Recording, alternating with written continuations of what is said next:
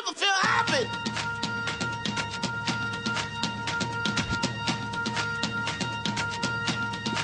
Never feel happy. Mais pas africain. Vivre avec les VIH, c'est maintenant l'émission d'une heure chaque semaine pour parler des questions qui comptent dans la vie des séropositifs et de ceux qui les aiment et pour parler des santé sexuelle et des préventions.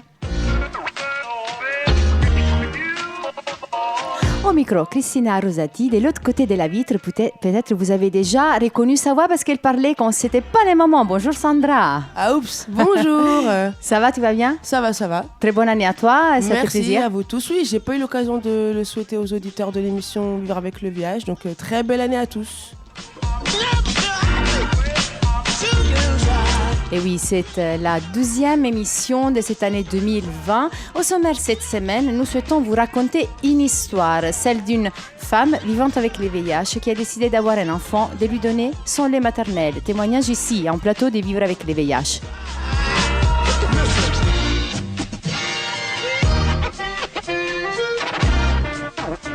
Ensuite, nous passerons aux annonces du corps et finirons avec les infos de la semaine. Pour réagir à tout ce que vous entendez, vous pouvez nous appeler au 01 40 40 90 25 ou bien nous laisser un message sur le site comitédesfamilles.net.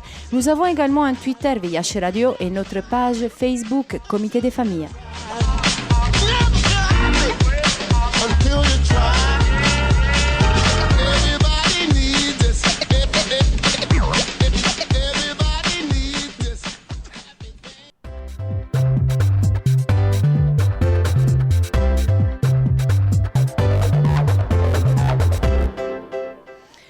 Et bonjour à Barbara Marot, gynécologue à la Riboisière à Paris.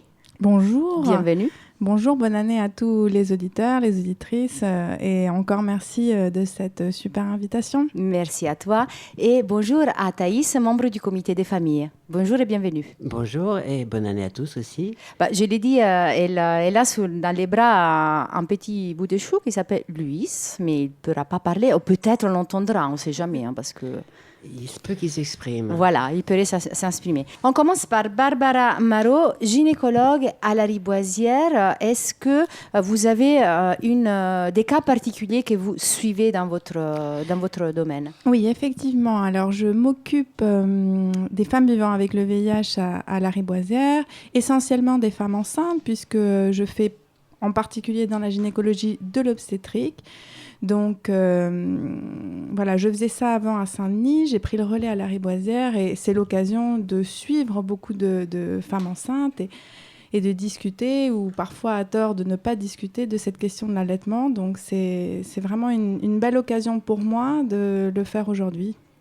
Oui, et aujourd'hui, c'est vraiment un cas particulier parce que Thaïs, elle est ici au plateau, elle fait quelque chose que c'est très, très rare, un témoignage de sa vie personnelle. Elle est libre de nous dire, de nous raconter une partie ou toute l'histoire. Thaïs, à toi de voir. Du coup, on disait, tu es maman d'un petit Luis devant moi, que tu allaites toujours. Oui, Celui-là, c'est ton premier enfant, mais ton désir d'enfant ne date pas d'aujourd'hui. J'ai toujours désiré avoir des enfants, mais j'ai longtemps cru que ça ne m'était pas accessible. Parce que j'ai le VIH diagnostiqué depuis 1993.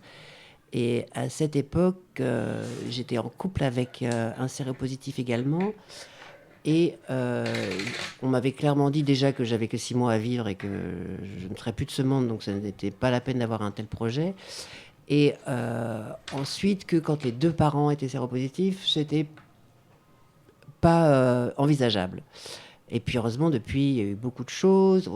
On a entendu parler du lavage de sperme, de plein de choses qui ont évolué. Et puis, sauf que j'ai pas toujours eu affaire à des équipes médicales qui étaient informées de l'évolution. Du coup, j'ai quand même fait des interruptions de grossesse qui m'ont été fortement recommandées. Et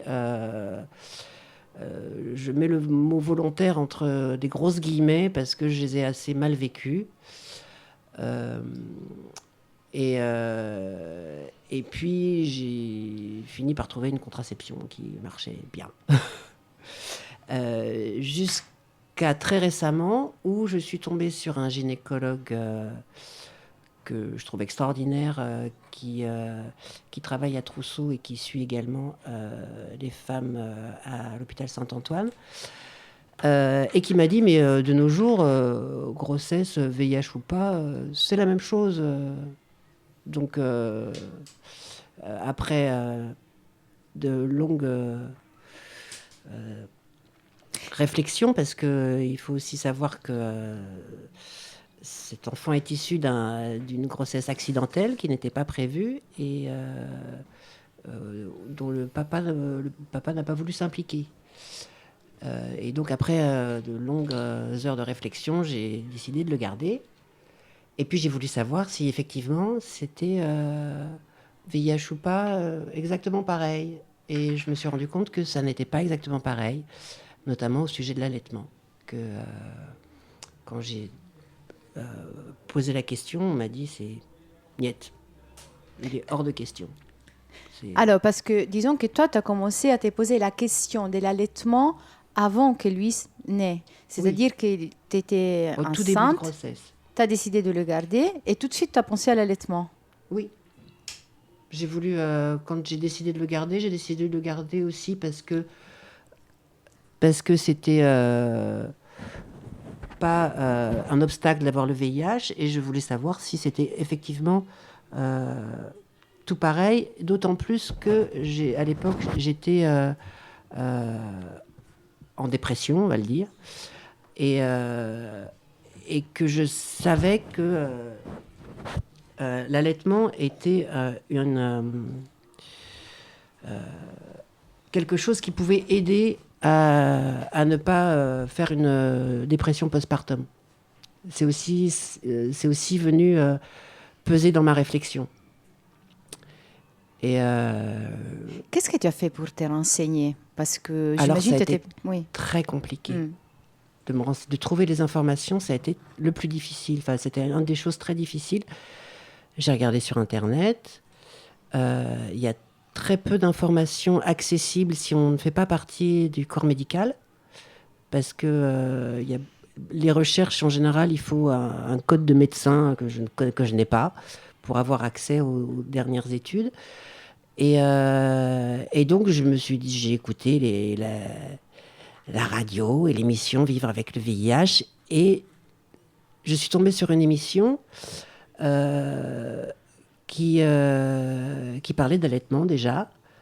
Et où il était évoqué que quelqu'un que les gens de l'émission connaissaient bien allaitait avec le VIH. Et donc là, je me suis dit, bon, ça veut dire que c'est possible. Et j'ai contacté la Leche League, qui m'a donné le contact d'une conseillère en lactation qui s'y connaissait, qui m'a donné les références d'articles que je pouvais lire sur le sujet, avec des études. Alors, elles ne sont pas... Il n'y a pas de zéro risque, hein, nulle part, mais j'ai pu voir que le risque était quantifiable et relativement faible. Et puis j'ai rencontré cette personne dont la fille, après 2 ans d'allaitement, allait bien. Et ça m'a aussi confortée dans ma décision, dans mon choix. Ça t'a donné vraiment les coups de pouce pour passer vraiment à ta décision, décider d'allaiter? Pas vraiment, parce que en fait, je l'ai rencontré après la naissance de Lewis, et même 6 mois après, donc j'avais déjà pris ma décision avant ça. Et ton médecin traitant, comment il a réagi? Comment tu lui as parlé? Je ne suis pas sûre. Mais tu as dû quand même le dire à quelqu'un. À la maternité, tu n'aurais pas pu allaiter. Non, mais déjà, j'ai dû obtenir l'autorisation de l'équipe de la maternité, que j'ai obtenue très difficilement. Ça a été un combat pour l'obtenir, parce que y a une phrase à un moment de la gynécologue obstétricienne qui m'a mis hors de moi, qui à un moment elle me dit non mais si vous étiez africaine peut-être, mais là non. Et je me suis dit mais pourquoi elle me dit ça? Ça veut dire quoi? Moi ça m'a tellement choquée que ça a été... Et ça m'a décidé de... Oui, je vais allaiter, je vois pas pourquoi, parce que je suis pas africaine. Qu'est-ce que ça veut dire? Est-ce que ça veut dire qu'on veut bien que les enfants africains soient contaminés et pas les caucasiens? Qu'est-ce que ça veut dire? Moi, ça m'a choquée. Après, j'ai compris que l'OMS préconise pour les pays en voie de développement l'allaitement maternel à cause des conditions, du risque de malnutrition, tout ça, et pas forcément dans les pays développés. Mais je l'ai compris après. Mais la phrase telle qu'elle me l'avait été sortie m'a vraiment choquée. Et donc, au lieu de me dire, bon, ok, je vais suivre ce qu'elle me dit, ça m'a un peu mis hors de moi et eu l'effet totalement inverse. On va faire une petite pause dans ton témoignage, dans ton récit, et ça me donne l'idée de poser une question à Barbara, parce que justement, Barbara, tu suis des personnes d'origine africaine. Est-ce qu'il y a beaucoup de demandes, les femmes, elles te demandent, est-ce que je peux allaiter mon enfant? Est-ce que c'est une question qui revient ou pas? Ouais, tout à fait, et c'est vrai que il y a différentes situations. Il y a la patiente qui a le VIH depuis un certain temps, qui connaît bien la maladie, qui connaît bien les traitements et qui a eu le temps de digérer beaucoup d'informations et souvent peut-être d'être plus, comme ça a été votre cas, en avance parfois même sur les médecins ou sur la situation de vie. Il y a d'autres situations où les patientes découvrent le VIH au décours de la grossesse et souvent c'est un petit peu plus compliqué puisqu'il y a la question du traitement, il y a la question de l'accouchement, du mode d'accouchement et c'est vrai que parfois la question de l'allaitement vient au second plan dans certaines situations et je crois qu'ici le fait que l'on recommande de ne pas allaiter, et je reviendrai sur le mot recommandation, finalement clôt le débat.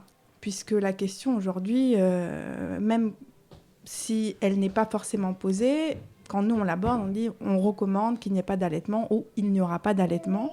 Et on oublie que finalement ce sont des recommandations et que c'est à la personne finalement de décider, je pense.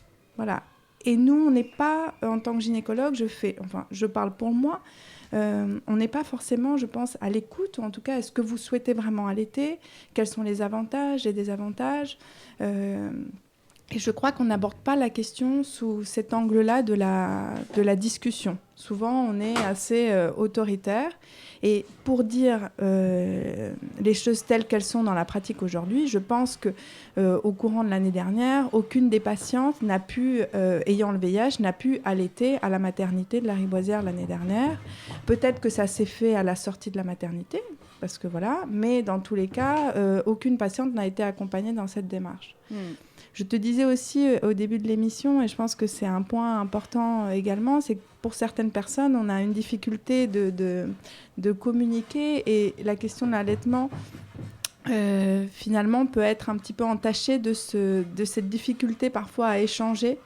Voilà, petit aparté. Et juste, Barbara, tu parlais des recommandations. Est-ce que tu peux revenir du coup sur ce mot? Oui, c'est-à-dire que finalement, on dit recommander. Qu'est-ce que ça veut dire recommander? Ça veut dire je vous conseille. Je pense que de mon côté de médecin, en ayant fait la part des plus et des moins, il serait souhaitable que vous ne le fassiez pas pour diminuer le risque de ça et ça. Mais une recommandation, ça ne doit pas être une obligation. Et souvent, je pense qu'on confond, nous médecins, de dire la société scientifique recommande que dans telle situation ce soit ça, et finalement ça devient une imposition. Et je crois que des débats comme aujourd'hui sont vraiment importants pour faire avancer les choses, et à certains moments on se rend compte qu'on recommandait des choses qu'on ne recommande plus aujourd'hui.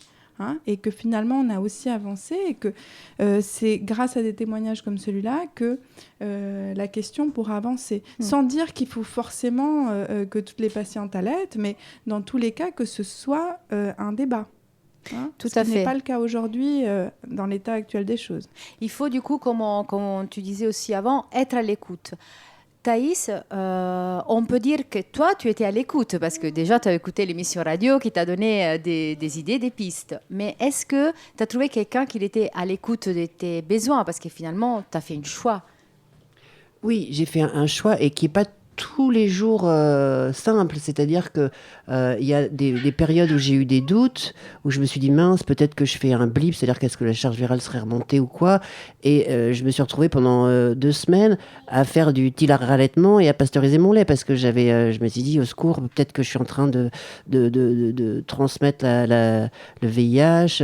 Donc c'est pas un choix tranquille tous les jours, mais c'était mon choix. Et puis, cette conseillère en lactation était vraiment à l'écoute et m'a vraiment soutenue jusqu'à la chambre d'hôpital où elle était disponible par texto, parce que à l'hôpital, j'ai pu obtenir l'autorisation d'allaiter sous condition que tout se passe bien, qu'il n'y ait pas de crevasse, et tous les conseils qu'on m'a été faits, tout a été fait pour me faire croire que ça ne marchait pas, que je n'avais pas de lait, que j'avais des crevasses alors que j'avais pas mal, donc j'avais pas le droit au tire-lait évidemment, et alors que au final ça marche toujours, mais parce que c'était sous condition. Et encore maintenant, quand il est suivi toujours chez le pédiatre au même hôpital, et quand j'y vais, que je dis oui, je l'allaite toujours, on me dit attention, on va vous signaler à l'aide sociale à l'enfance, vous mettez votre fils en danger.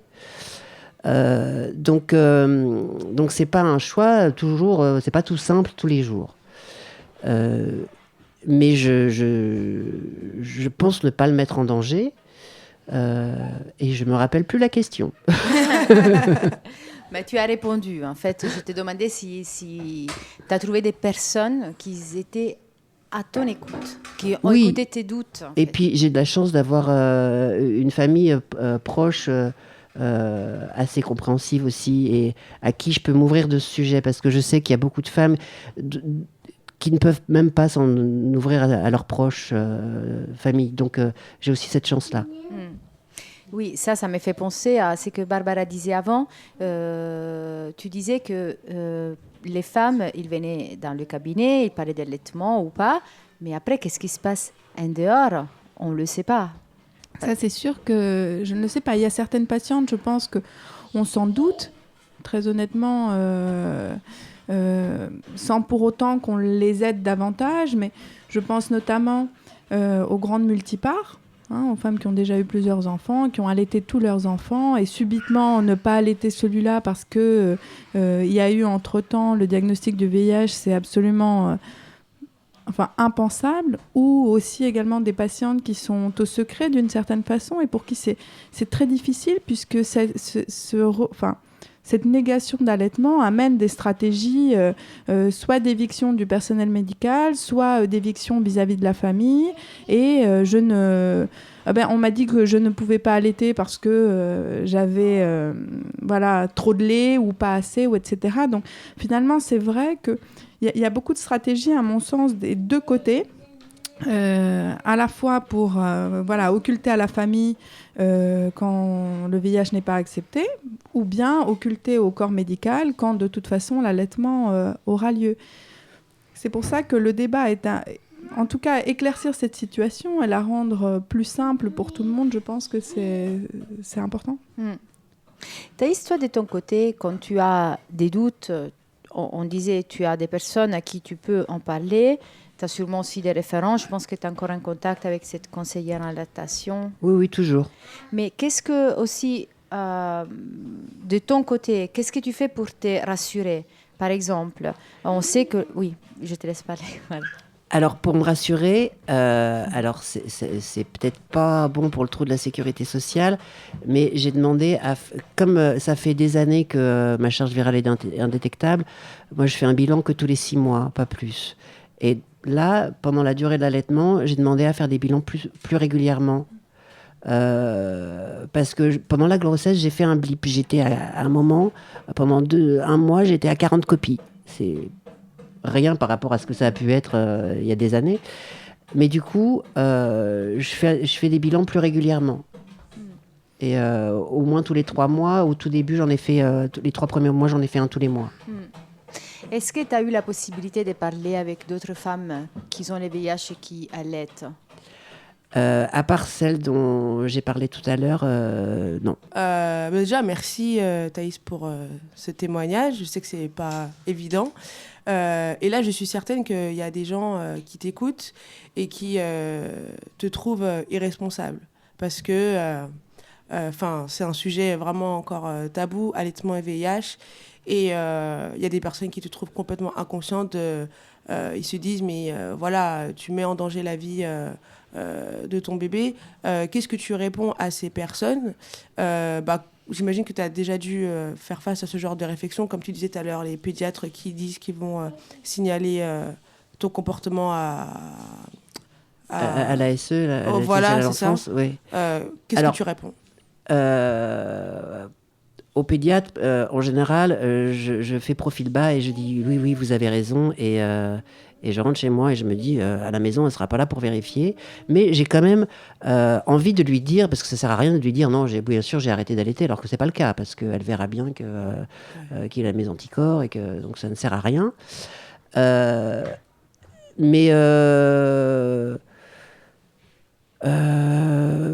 prends un risque, effectivement. Mais de la même façon, j'étais totalement inconsciente d'être enceinte en 2003 et j'ai fait une interruption médicale, sauf que depuis, j'ai croisé plein de femmes qui ont eu des enfants en 2003 et qui vont très bien et qui étaient inconscientes pareil et qui ont refusé de suivre les recommandations du corps médical et qui sont heureux en famille. Donc voilà, c'est ça que je réponds. D'accord. Et j'aurais une question pour Barbara. En fait, je voulais savoir... Qu'est-ce que tu pensais, toi, de l'allaitement pour les femmes séropositives? Est-ce que c'est quelque chose qui t'effraie ou c'est quelque chose... ou pas, voilà. Alors moi, je me pose 2 questions. D'une part, et je trouve que vous avez principalement insisté sur ça, c'est le risque de transmettre le VIH. Donc ça, je pense que c'est une angoisse importante. J'aurais une deuxième question qui est celle du passage dans le lait des antirétroviraux. Et le médicament, parfois, me fait aussi un petit peu peur parce que c'est quand même un traitement qui n'est pas anodin. Et qu'est-ce que ça donne sur un petit bébé? Donc, ça aussi, ce sont les 2 questions. À vrai dire, je n'ai pas d'avis personnel puisque même, je pense, en tant que médecin, nous ne sommes pas posé la question.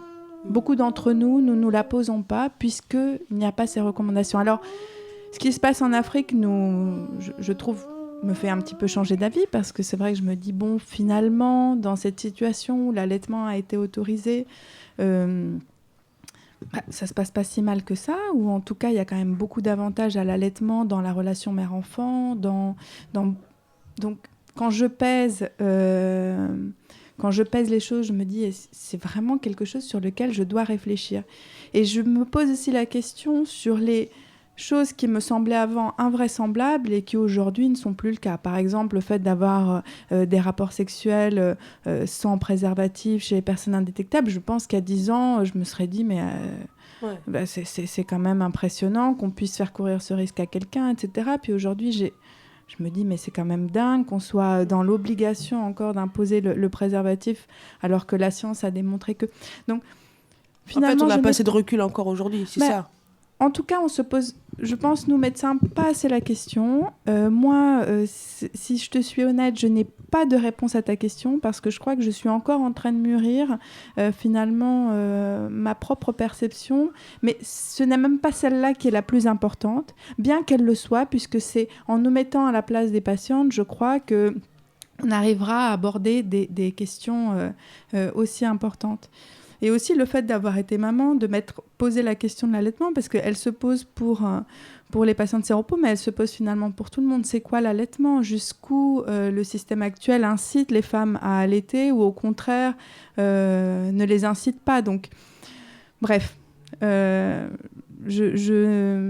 je crois qu'on doit vraiment réfléchir sur cette question-là, au même titre qu'on s'est posé la question sur le préservatif obligatoire ou pas, et au même titre sur la contraception. Voilà, j'ai pu travailler sur la question et je pense qu'il y a encore des années, on ne recommandait pas de contraception autre que le préservatif, au risque que finalement l'utilisation d'une contraception enlève complètement de l'esprit l'importance de l'utilisation du préservatif, et puis finalement on allait faire n'importe quoi, et au final, comme vous avez un peu dit aussi, les femmes sont exposées à des grossesses non désirées, bien plus que le reste de la population, et donc je crois que on doit avancer vraiment sur la réflexion sur ces sujets-là, et qu'on ne doit pas se dire juste non. Voilà.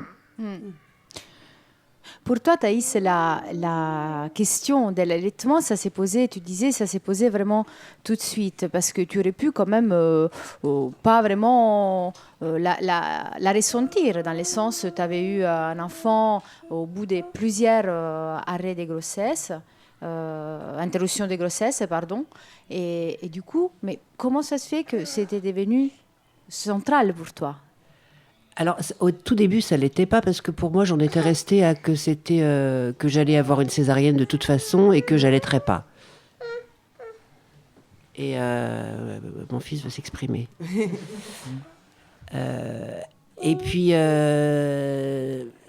en fait, c'est en me renseignant sur la préparation à l'accouchement, on parle d'allaitement, de tout ça, et donc c'est là où je me suis posé la question. Et d'ailleurs, si tu voulais conseiller une personne qui est dans ta même situation, qu'est-ce que tu lui conseilles? Comment se renseigner déjà? Alors, comment se renseigner? Le comité des familles, c'est pas mal déjà. En général, ils sont à l'écoute. Et puis, essayer de trouver... moi, ça m'a bien aidé d'avoir d'avoir un contact avec une consultante en lactation qui connaissait le sujet. Parce que déjà, l'allaitement, même quand on n'a pas le VIH, ça va pas de soi, en fait. Ça pourrait, mais ça va pas forcément de soi. Et donc, c'est toujours bon d'avoir quelqu'un de compétent dans la matière, dans ses contacts. Et puis après, ça dépend si la personne veut lire de la documentation scientifique ou pas. Parce que tu en as lu beaucoup, toi. Oui. Ouais, bah oui. Et j'ai pas tout compris d'ailleurs. Il y a certains passages que j'ai un peu lu vite, mais j'ai lu le principal. Mais elle peut aussi dire, donc, essayer d'avoir accès à cette documentation qui n'est pas facilement accessible si on ne connaît pas quelqu'un du corps médical qui peut y avoir accès. Qui est souvent en anglais. Qui est souvent en anglais en plus, oui. Et sinon, quant au choix, c'est vraiment un choix qui appartient à chacun. Et moi, je dis bien que c'est pas un choix simple, hein, c'est pas la facilité. Alors, oui et non, parce que c'est aussi simple, parce que allaiter, c'est plus facile que donner un biberon. Il n'y a pas de biberon à laver, c'est quand même toujours prêt. Et en même temps, c'est pas un choix simple, parce que... Non, oui, pas d'accord. Ça, non, mais moi, en tant que maman solo, parce qu'il n'y a pas de papa derrière, j'avoue que c'est un confort. C'est un confort pour moi. Et en même temps, c'est un confort et pas un confort parce que psychologiquement, c'est pas confortable tous les jours. Ça dépend à quelle heure de la journée, non? Pour allaiter. Peut-être. Mais vraiment, c'est un choix personnel et j'encourage personne à... Enfin, je suis pas à l'ayatollah de l'allaitement, c'est chacun son choix et je comprends très bien. J'ai une collègue qui, elle, m'a dit, mais comment tu fais pour allaiter? Moi, j'ai besoin de savoir combien mon enfant avale de lait, donc j'ai besoin de pouvoir lui savoir qu'il a eu un biberon de 30 millilitres, sinon ça m'angoisse. Et il n'y avait aucune question de VIH ou pas, mais chacun sa vision des choses, donc... Après, pour se renseigner, il faut rencontrer les bonnes personnes et prendre contact auprès des associations. Voilà, faut se bouger un peu, quoi.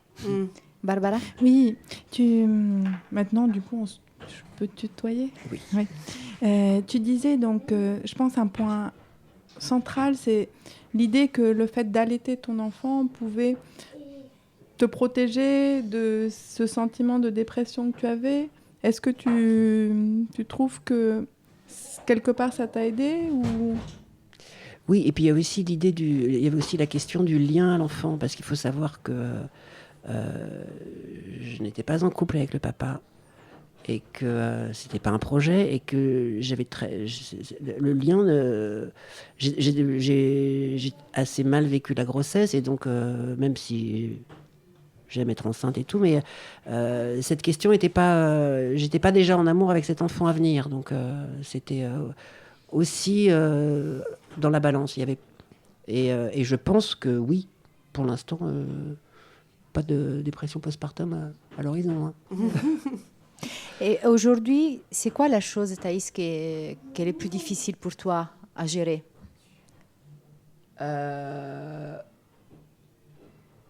S'il y a, hein. Je ne sais pas. D'autant plus qu'on arrive vers la fin de l'allaitement. Donc, ça devient plus c'est plus de la nourriture. Je ne nourris plus mon enfant au sein. Là, c'est plus de l'allaitement de confort, on va dire. Donc, il peut se passer de moi. Y a pas de...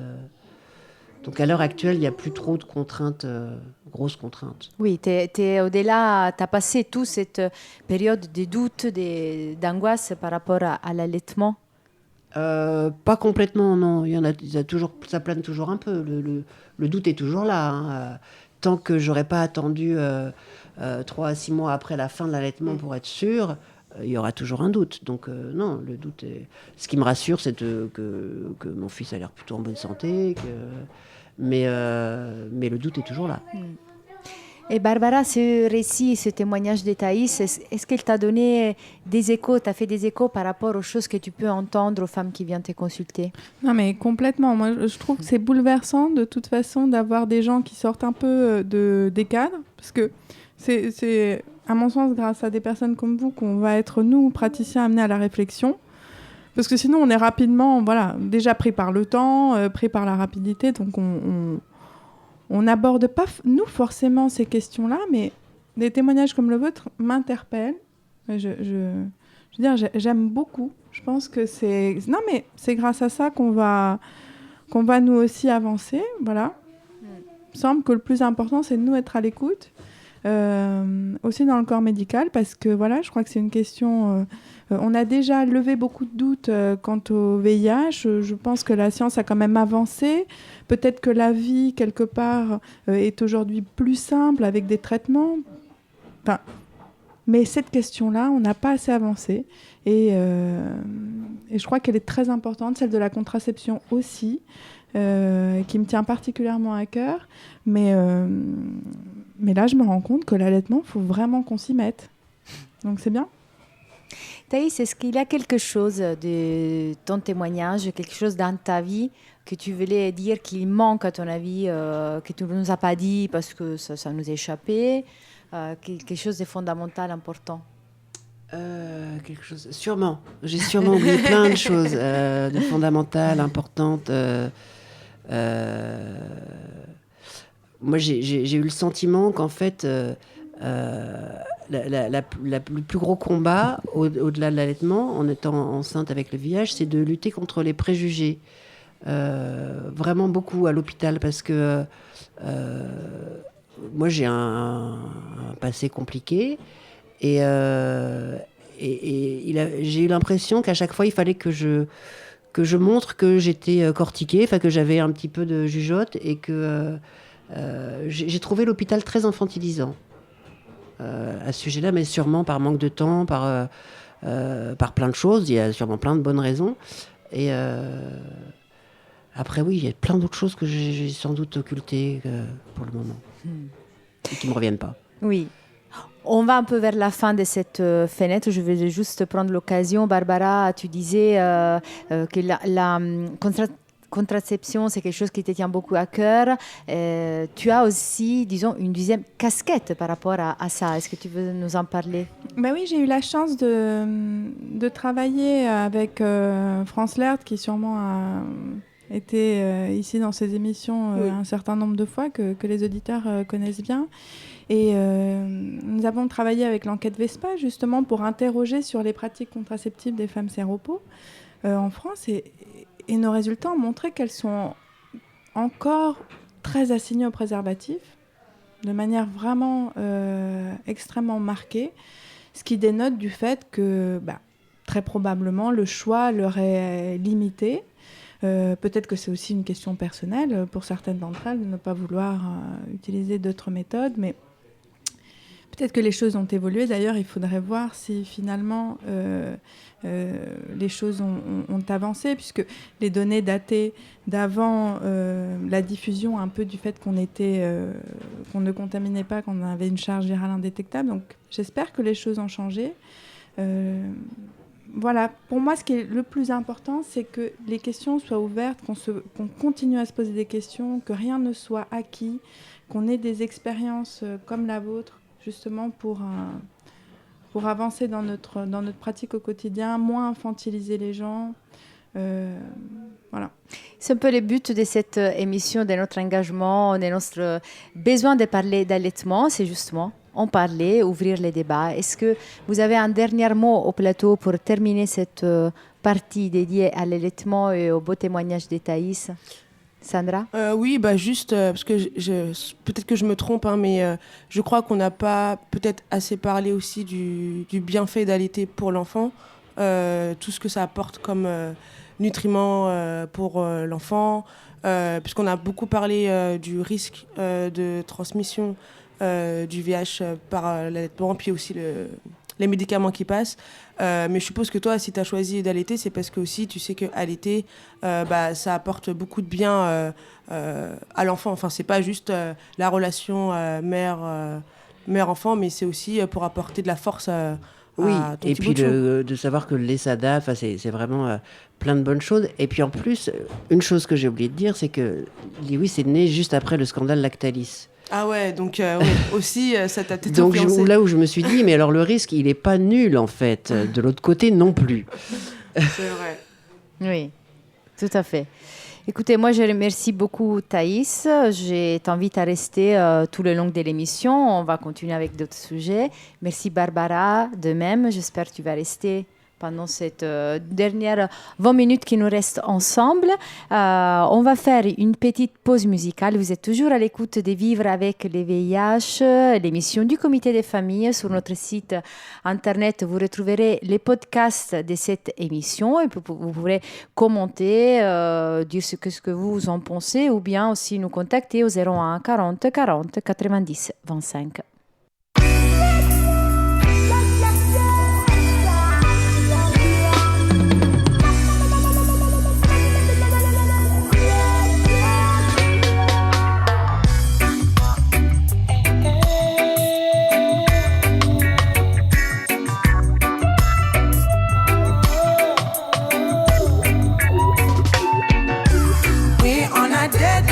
Can be blind to much iniquity.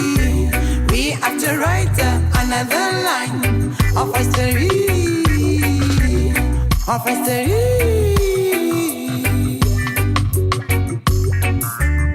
of history. What are you looking for? We have already lost the racing. What are you looking for? We've got everything we need. What are you doing now? Stay on the front line. Stay on the front line. We're on a deadline. We can be blind to much iniquity. We have to write another line of history, of history, of history.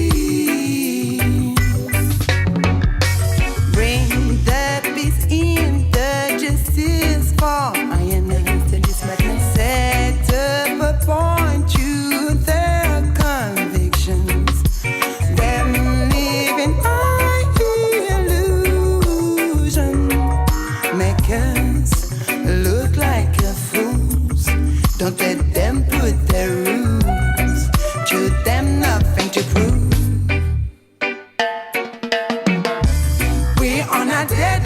can be blind to measure iniquity. We have to write another line of history, of history, of history.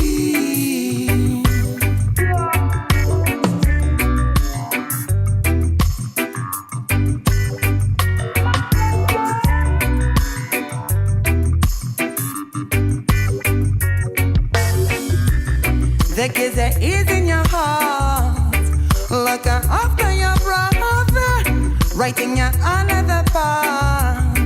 We must arise. The kids that is in your heart, look after your brother, writing your another part. We must arise. We on a deadline. We can be blind to measure iniquity. We have to write another line of history, of history,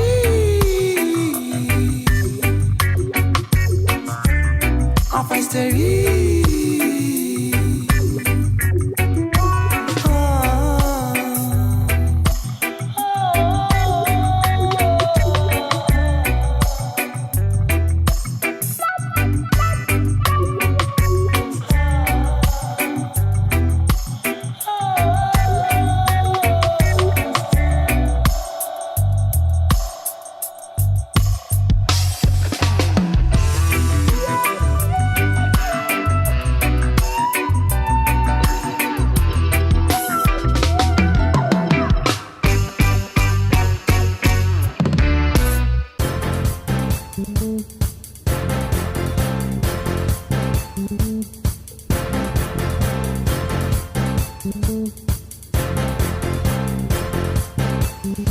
Et c'est le moment des annonces du cœur que vous trouvez sur notre site internet www.comitedesfamilles.net. Vous pouvez vous inscrire dans le site de rencontre avec une adresse mail valable, une pseudo que vous choisissez, un mot de passe qu'il faut bien retenir.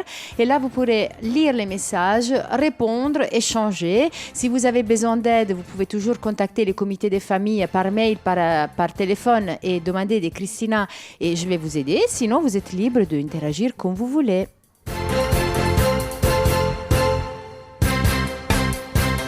Et je vais commencer par le premier message. Bonjour, je suis une femme célibataire de 33 ans vivant avec les VIH. Je souhaiterais rencontrer des personnes pour échange d'expériences et pourquoi pas plus. Si affinité, merci.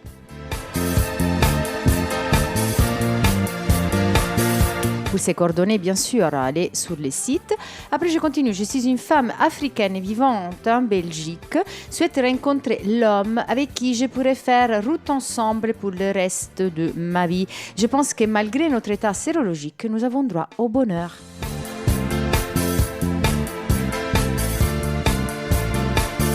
Et après, je continue avec un autre message un peu plus polémique. Je voudrais juste attirer l'attention, et dit cette personne, aux femmes comme moi qui sont sur ces sites et qui cherchent un homme sincère. Je peux vous dire que la plupart des hommes entrent en contact, vous donnent leur adresse email, le numéro de WhatsApp, échangent quelques mots et après ils disparaissent. Alors, je trouve ça pitoyable. Je pense que nous ne sommes pas venus sur ces sites pour ce genre de comportement.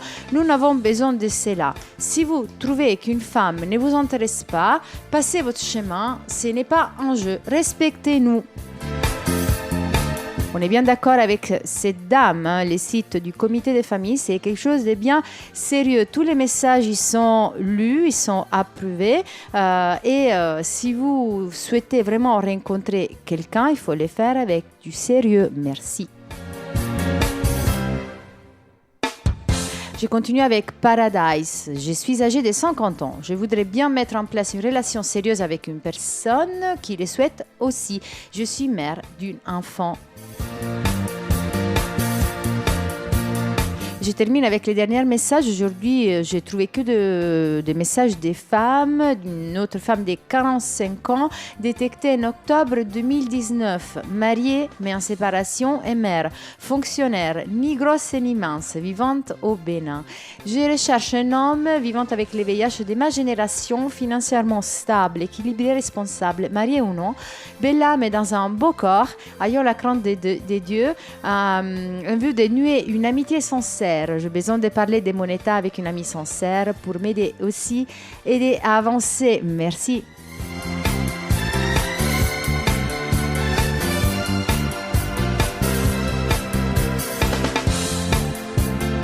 Et voilà, encore une fois, si vous voulez trouver les contacts de ces messages que je vous ai lus, allez bien sur le site comitedesfamilles.net pour répondre, pour échanger et pour vous rencontrer.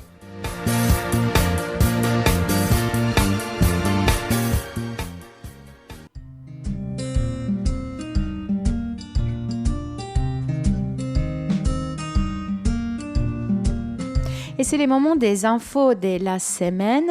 La moitié des femmes en Europe est diagnostiquée du VIH tardivement, indique une étude présentée par l'EDC, Centre européen de prévention et de contrôle des maladies, et le bureau régional de l'Organisation mondiale de la santé pour l'Europe. Selon cette étude, les femmes représentent un tiers des 141 000 nouveaux diagnostics du VIH dans la région européenne de l'OMS. Les femmes âgées de 40 ans sont 3 à 4 fois plus susceptibles d'être diagnostiquées tardivement que les femmes plus jeunes. Le 2 tiers, les 60% des diagnostics de VIH chez les femmes en 2018, s'est situé dans les groupes d'âge entre 30 et 49 ans. Les rapports hétérosexuels étaient les modes de transmission les plus souvent signalés, 92% chez les femmes dans cette étude. Les pays d'Europe centrale ont signalé presque 6 fois moins de diagnostics chez les femmes que chez les hommes en 2018 et 3 fois moins de diagnostics chez les femmes que chez les hommes dans l'Union européenne et l'espace économique européen composé de 28 pays membres de l'Union européenne. La seule exception est la partie orientale de la région où la répartition entre les femmes et les hommes est plus égale et où 86% des quelques 50 000 cas signalés chez les femmes l'ont été en 2018. Les auteurs de l'étude recommandent un meilleur dépistage chez cette catégorie de population. Ils suggèrent de sensibiliser davantage les personnes concernées, les fournisseurs de soins de santé, d'offrir des services, des conseils et de dépistage adaptés aux besoins des femmes, ainsi que d'informer le partenaire des hommes chez qui le VIH a été diagnostiqué.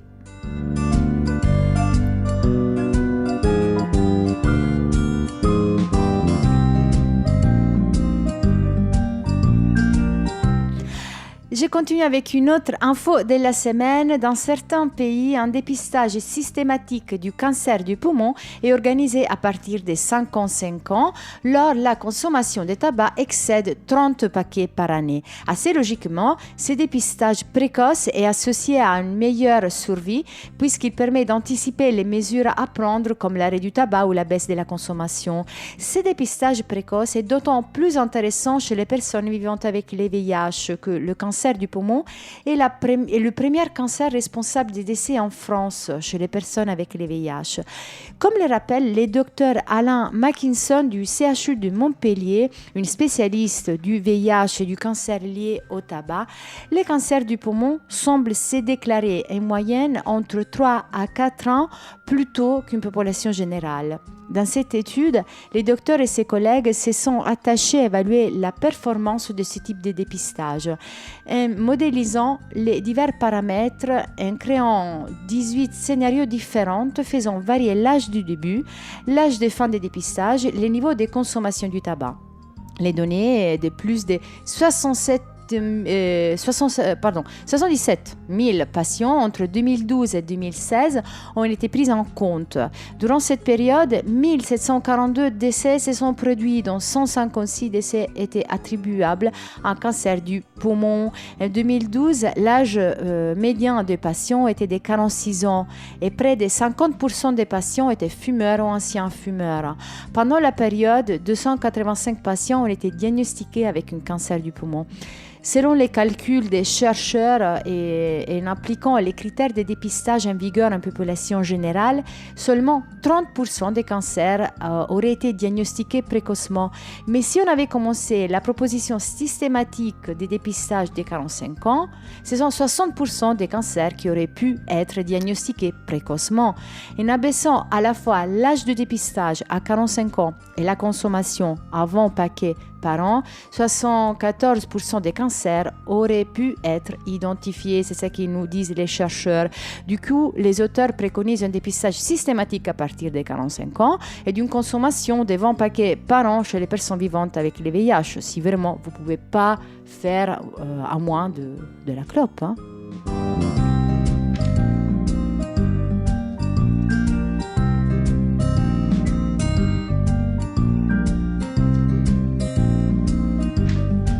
Je continue, je reviens sur un sujet qui est très important, dont on parle souvent à vivre avec le VIH, la santé sexuelle des personnes migrantes en situation de vulnérabilité. C'est le titre d'un débat qui a eu lieu à la dernière SFLS, la Société française de lutte contre le sida, qui s'est tenue à La Rochelle, que nous avons suivi. Lors de ce débat, il y a 3 professionnels de santé qui ont présenté des initiatives visant à faciliter la prévention et la prise en charge médicale de ces thématiques chez les populations particulièrement exposées. Le docteur Hugues Cordel, infectiologue à l'hôpital d'Avicenne, en Seine-Saint-Denis, a commencé par rappeler les obstacles à la prise en charge de la santé sexuelle chez les populations migrantes. Un certain nombre d'éléments structurels constituent des freins.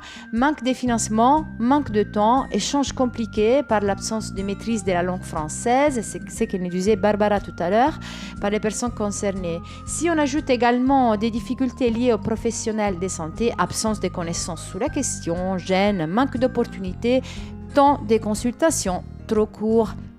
Ensuite, l'accessibilité à la PrEP, la prophylaxie pré-exposition, reste un enjeu majeur pour les personnes en situation d'immigration qui sont absentes des consultations hospitalières ou du CEGID, ce sont les centres gratuits d'information des dépistages, diagnostic du VIH. Le docteur Marie Ouanto, qui aussi on a reçu ici au plateau de Vivre avec les VIH, a présenté les résultats d'une expérimentation dans les quartiers de la Goutte d'Or à Paris, visant à tester un nouveau protocole de prescription de ces outils de prévention en cabinet de ville. Afin de lever les obstacles identifiés, le protocole comprend une approche via un entretien sur la santé sexuelle, l'organisation d'une consultation PrEP conjointe entre les médecins traitants et les médecins hospitaliers pour les personnes identifiées comme bénéficiaires potentiels et l'administration d'un questionnaire permettant d'évaluer l'impact et la prescription de la prescription sur la santé sexuelle de la personne. Enfin, le troisième médecin, le Dr Nicolas Vignet, a présenté les résultats d'une expérimentation visant à mettre en place une consultation dédiée aux enjeux de prévention sexuelle à destination des migrantes en situation de précarité qui consultent la PAS, les permanences d'accès aux soins ambulatoires. Face au constat de la faible fréquentation des structures de prévention comme les CJ, dont on le disait tout à l'heure, ou les centres de tuberculose, ou les centres même de planification d'éducation familiale par ces personnes, et les difficultés d'implémenter la prévention lors des consultations dans le PAS, la mise en place d'une consultation dédiée permet d'évoquer les enjeux de santé sexuelle spécifiques et d'assurer un meilleur suivi des populations les plus vulnérables. Depuis leur mise en place en septembre 2018, 70 personnes ont bénéficié de ces consultations dédiées, permettant d'évaluer les besoins en termes de santé sexuelle et mettre en place la responsabilité et les suivis adaptés. Un projet en partenariat avec le centre hospitalier intercommunal de Créteil permettra d'étendre et de préconiser ce projet.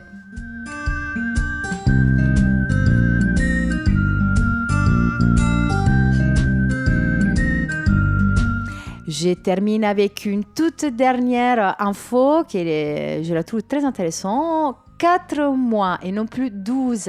C'est la période d'abstinence sexuelle que devront observer les hommes qui ont des relations sexuelles avec les hommes et les bi pour pouvoir donner leur sang. C'est que prévoit, c'était maintenant publié enfin sur le journal officiel. Une nouvelle réglementation rentrera en vigueur le 2 avril 2020. On avait déjà parlé dans les mois passés, mais là maintenant, c'est loi.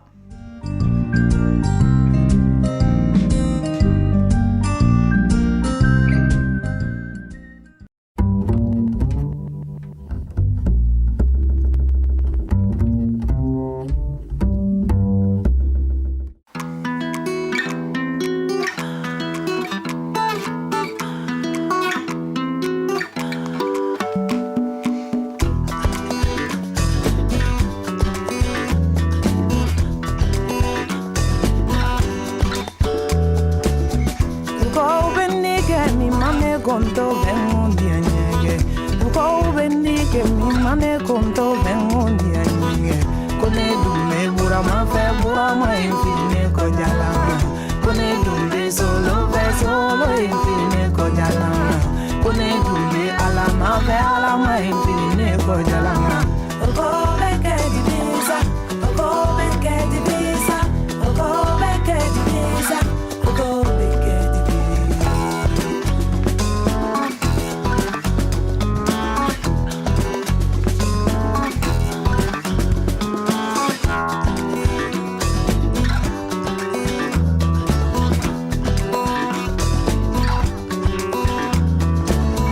Uko bendique mi mane conto ven un día ñeque. Uko bendique mi mane conto ven un día ñeque. Kone dumbe burama fe burama infine ko jalama. Kone dumbe alama fe alama infine ko jalama. Kone dumbe solo infine ko jalama. Uko beke di visa, uko beke di visa, uko beke di visa, uko beke di visa.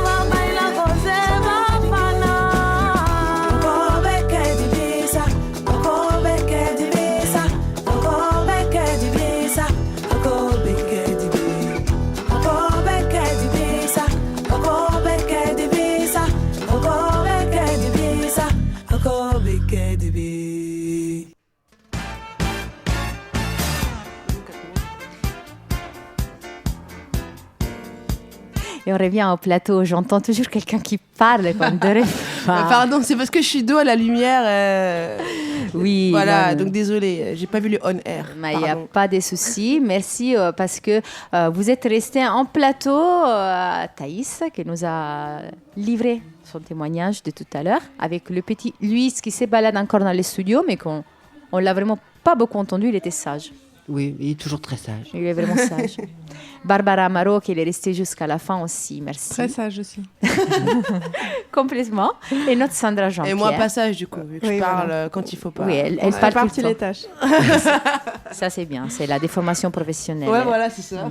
Merci beaucoup à tous pour cette émission de Vivre avec les VIH. On salue tous nos radios partenaires et on se dit à la semaine prochaine. À la semaine prochaine. Au revoir. Au revoir. Merci. Merci.